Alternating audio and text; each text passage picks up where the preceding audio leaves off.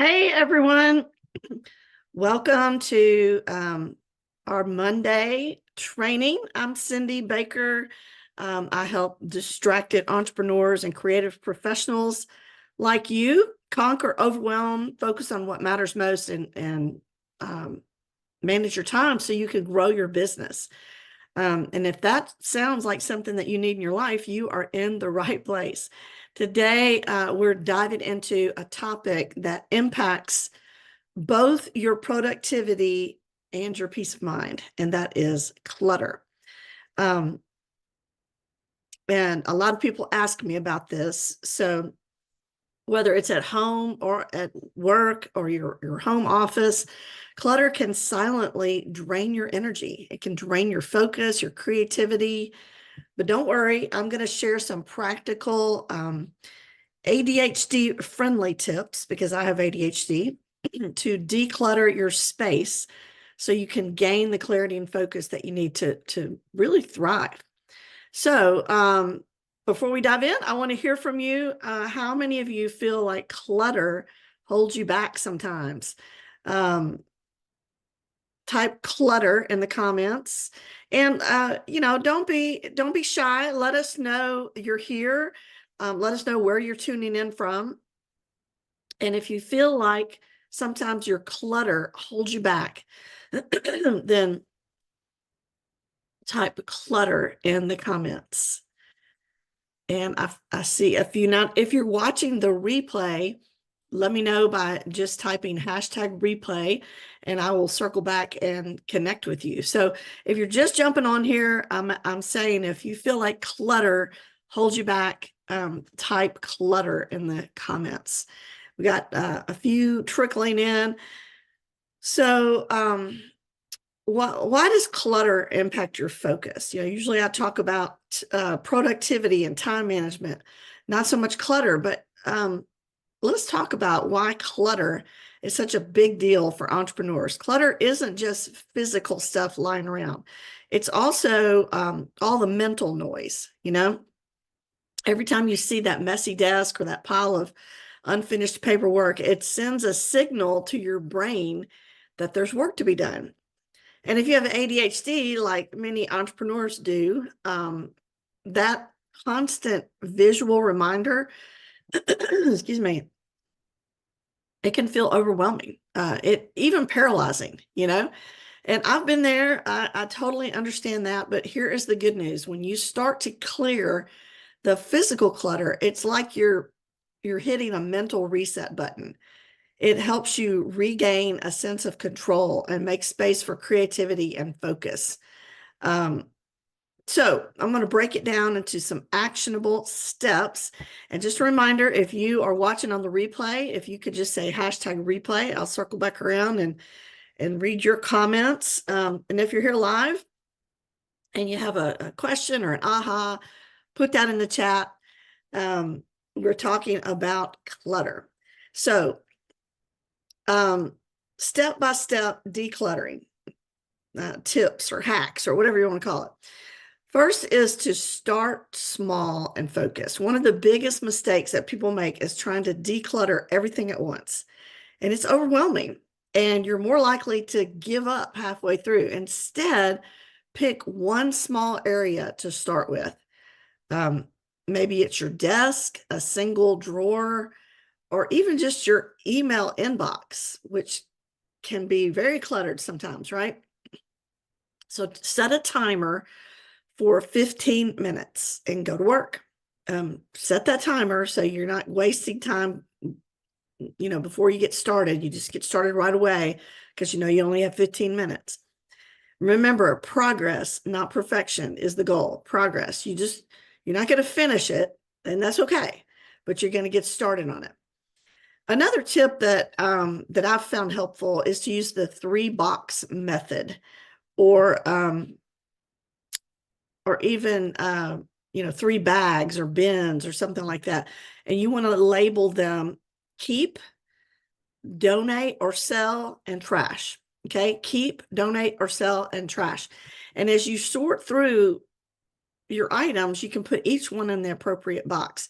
And I've even walked through the house with a laundry basket, and anything in a room that doesn't go in that room, I throw it in the basket. And then as I walk into the room where it goes, I put it up. It's kind of like a grocery clerk reshelving the shelves in the store. But you want to have those 3 boxes. You want to put things in the appropriate box. And this method gives you a clear framework and it makes decisions easier. And remember, if you haven't used something in the last year, it may be time to let it go. I know what. Here's the thing. I could have a whole nother, maybe I will have a whole nother training on this, but there's some psychological stuff going on when we hoard things, when we keep things. It's like we're afraid that we'll need it in the future and we won't be able to afford it, or there's sentimental value. There's all kinds of things going on up in our head. But practically, if you have not used something in the last year, it's probably time to let it go. So think about that. Now, besides physical clutter, because that's not the only thing that can hold you back, you've got digital clutter nowadays. And that's a real issue.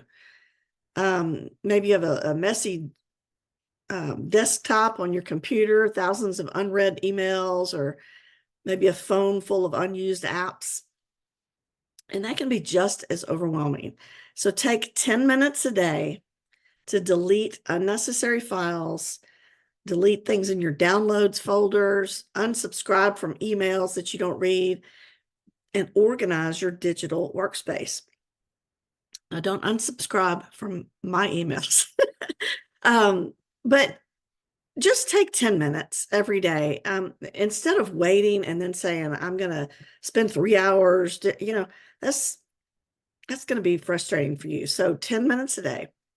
And then in your workspace, you want to create zones to keep your space functional and clutter-free. Assign specific zones for different tasks.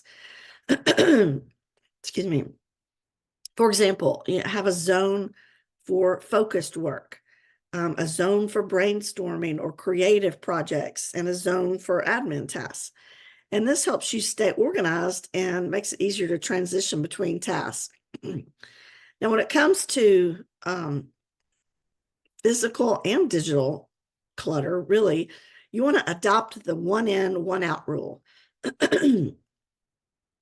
This is a simple rule to prevent future clutter.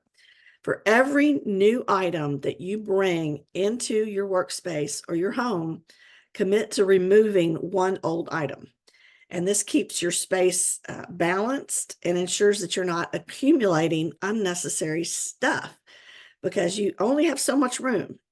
And so when you bring in something new, you get rid of something else. Excuse me. Still recovering from COVID that I had a month ago. So once you do those things, and there's more to it. In my group coaching program, I have a whole 4-part series on clutter, taking you step by step, how to start, how to get over the overwhelm, room by room in your house. But for this short training here, decluttering isn't a one-time event. You're going to have to maintain your decluttered space. And so decluttering, instead of it being an event, it's a habit. And that's something that you'll need to work on so that it becomes something you don't even have to think about. So here's a few quick tips to maintain your newly decluttered space.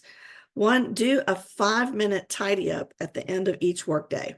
I do this, and it really helps. Now, my desk is in a room that doesn't have a door, and I can see the kitchen. And so I also make sure that the kitchen is cleaned up, because I don't want to have that clutter, encroach on my mental space when I'm trying to concentrate.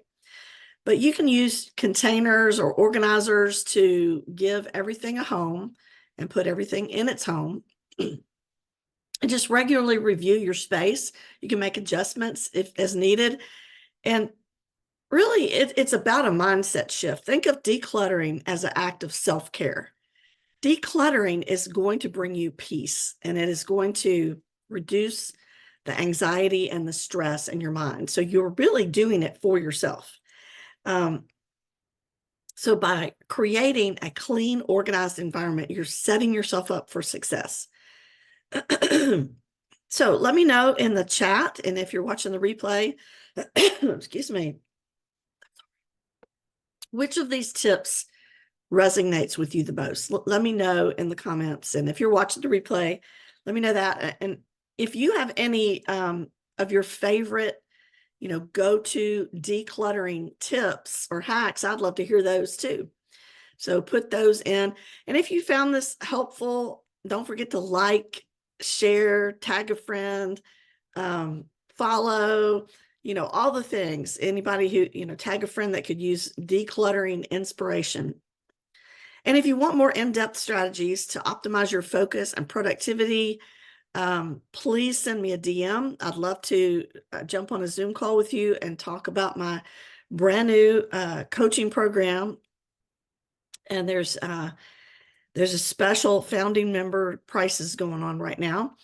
And so I would love to let you know about that. And if you're not on my email list, DM me your address, because that's the way you hear about upcoming workshops, free trainings, things like that. I promise I don't spam. I do send a lot of helpful tips. So thank you so much for joining me. Remember, a clutter-free space leads to a clutter-free mind. So you want to start small, you want to stay consistent, and then watch how much clarity and focus that you gain just from this small task of decluttering. So until next time, stay focused, keep thriving, and I will see you soon.